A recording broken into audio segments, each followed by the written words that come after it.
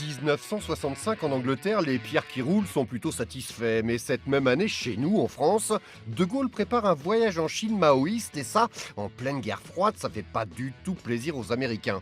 Évidemment, le grand Charles n'ira pas à Pékin cette année-là, mais Frédéric Brémaux et le Rochelais Olivier Jolivet, eux, se sont amusés à provoquer cet incident diplomatique.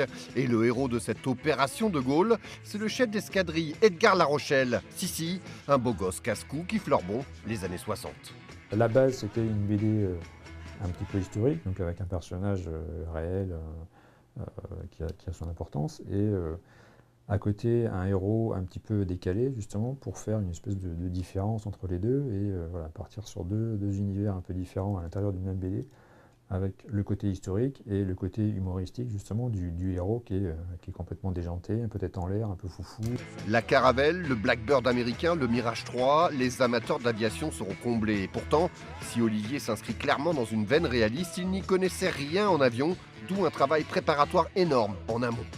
J'ai commencé il y a très très longtemps par les comics, et tout ce qui était Strange, les comics américains, donc du coup ça m'a donné un petit peu cette envie de dessiner de façon réaliste.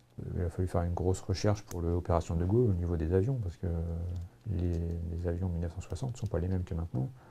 Donc c'est vrai que moi, quand on n'y connaît rien en aviation, on n'a qu'Internet, voire la médiathèque ou des choses comme ça, pour arriver à trouver des bonnes sources d'informations.